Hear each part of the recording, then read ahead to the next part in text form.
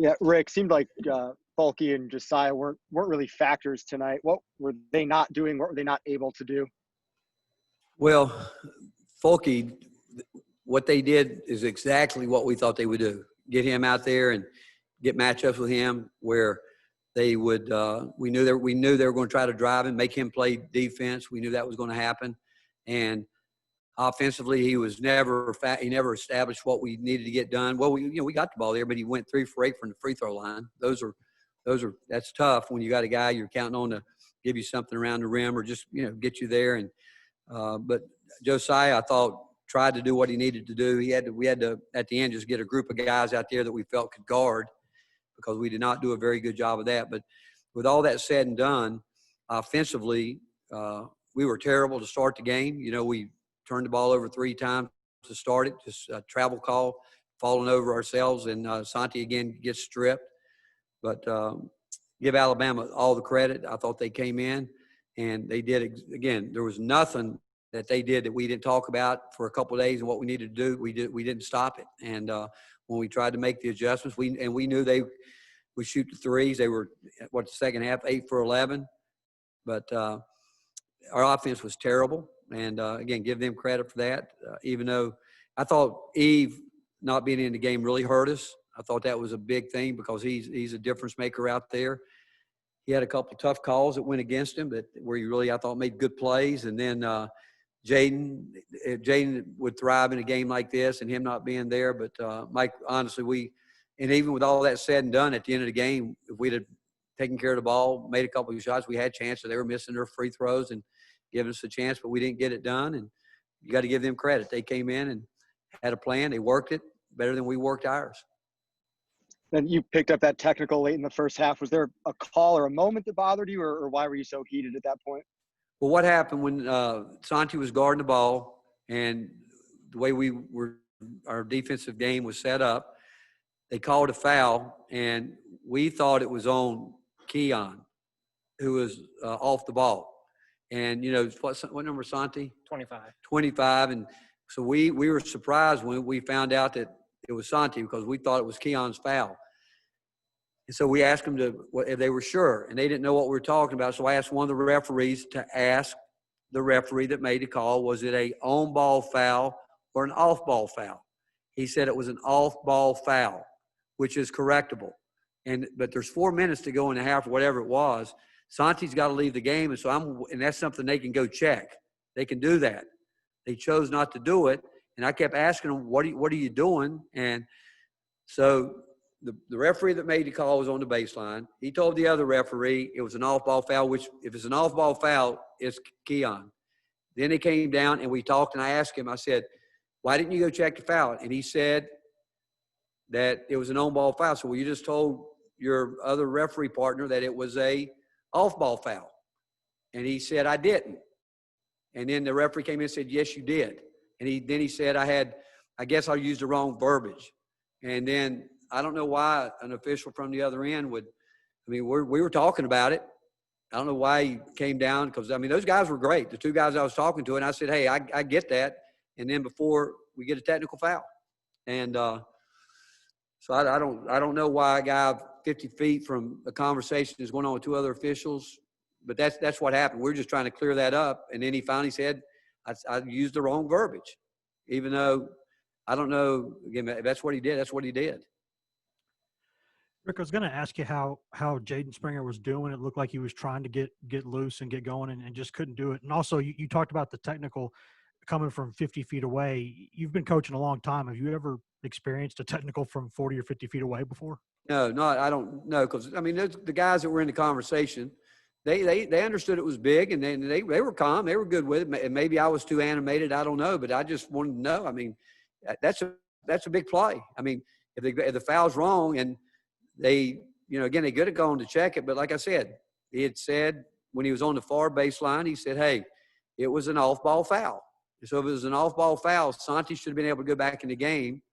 And so we had to keep playing until there was stoppage. And then he said, well, I used the wrong verbiage. And I believe him. I have no reason not to believe him. But that's not what was communicated to us. And I was just trying to figure out, hey, what is it? Is it on ball, off the ball? And when he first came up, he said, I didn't. say off ball, but he did say off ball to his other partner there. And so that's what I'm basing it on. Okay, if it's off ball, go fix it and let Santi can come back in the game. But I don't understand, again, why someone that far away would do that. I don't. I mean, I don't get it. I don't. And Brent how, Ramey, Troy Provo Heron. Rick, you have any kind of update on Jaden Springer? And if you guys are without him moving forward, what does this offense have to do differently to execute better Well, without him? I'm gonna look hard at it. Maybe change the lineup, do some things, because we got to get it. I mean, even John Fulkerson. I mean, as far as I'm concerned, guys can take his minutes. I mean, he's been around long enough. He's got to bring more than he brought today. I mean, he's got to do it. I mean, I thought he was locked in trying to do it. We had to do some things today that we haven't gotten to practice a lot because of the foul situation and what we were in. But again, I don't want to take away from Alabama. They played a terrific. They did what they wanted to do. But like I said, with all that said and done, we had chances at the end. We could have just executed in the last 3 minutes. Any idea on Springer? No, I don't know. I'll find out when we walk back there in a little bit.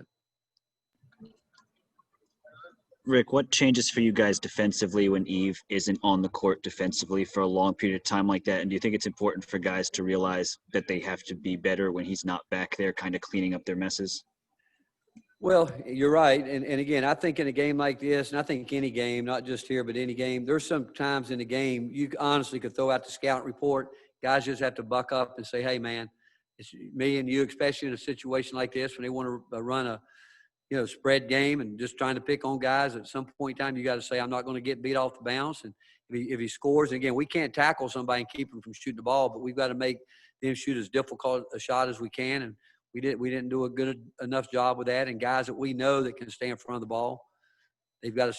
And again, I told the coaches during the game I said, this is good for us. This is everything we've talked about for the last 2 weeks. We haven't got it done the way we needed to. And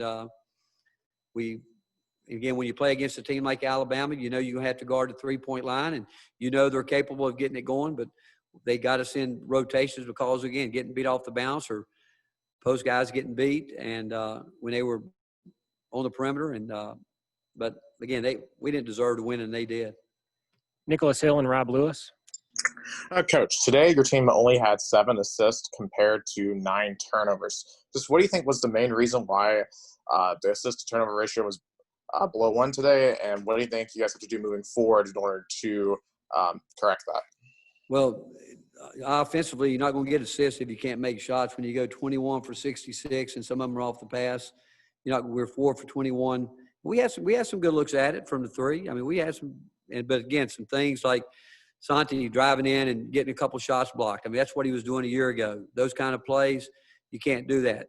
I mean, for our offense, end of a shot clock, 3 seconds, you can't get back cut and give up an end one play. You just so many plays like that you can think about. When you're not playing well offensively, you can't help them defensively in special situations like that when they're shooting the ball. They got comfortable. There's no doubt. They got some rhythm going, and we I don't think we ever got it going. But again, give them credit for that.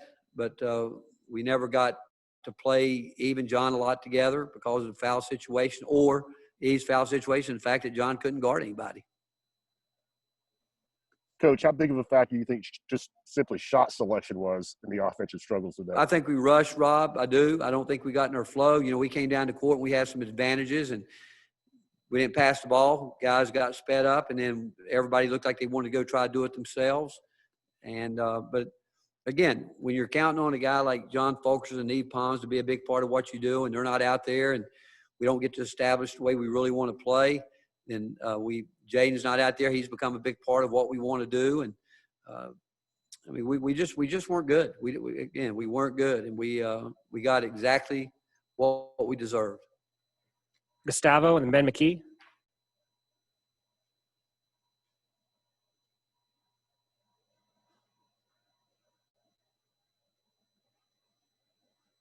Gustavo, we can't hear you. We'll go to Ben. Coach, when Alabama made those 5 threes in a row, what kind of went wrong there? And then just in general on the threes, do you feel like you all were maybe doing a poor job of over-helping or poor switching?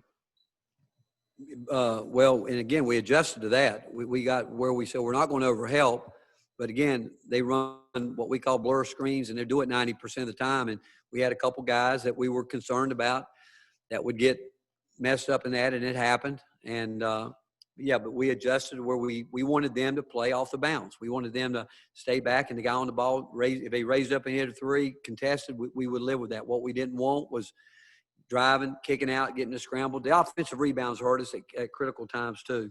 It really did. But we again, we just didn't do a good. Give them credit, because I don't want to take anything away from them. We'll have to get a lot better. We'll go back to Gustavo if he's got his mic working. Can you hear me? Yes. Coach, what are your analysis over Santiago Vescovi's performance? I feel like it was electric, and I saw even you and him having an interesting, talk, in the sideline. How do you analyze Vescovi's performance tonight? How would you analyze Santi's performance tonight? And at one point, it looks like you and him were having a discussion about something toward the end of the game. Well, again, you go back and you look at his line tonight. Santi was played 33 minutes. He was 5 for 15, 3 for 8, 4 rebounds, 1 assist, 1 turnover. I mean, he's a point guard. I mean, he's got to do more than that. My plays with him is he's got to stop. He did it a year ago. He can't drive into the basket and think he's going to shoot underhand layups. And again, I told him at the end of the game, we had a play on where he's got to go get the ball. He let Keon have the ball, and Keon came down and lost the ball. And that's on a point guard. It's like we talk about a quarterback. He's got to run the team at that point in time. And the discussion you were talking about was the discussion that we were having. The last one for Coach goes to Wes Rucker. Hey, Rick, I guess with all the COVID stuff, we're not around as much, and so there's not as much we can see sort of behind the scenes. Was this team's preparation for this game fine? Has this team been overconfident at all, or was this just a bad night? Wes, I don't know if they are overconfident. That's over with now. So I don't know if they were or they weren't. Our preparation, we prep. Our guys I thought did a good job, but we talked about what we need to get done. The bottom line, we didn't execute. And again, I think you guys know that whether you're talking, if you go back, I didn't hear Dabo Swinney last night, but I guarantee he's saying the same thing. We had a plan. We worked on the plan. The preparation was good. We didn't get it done. And you got to give them credit. They had a plan. They worked on it. They got done what they needed to get done. I mean, it's not hard to figure out. One team got it done. One team didn't. Thank you, Coach. Okay.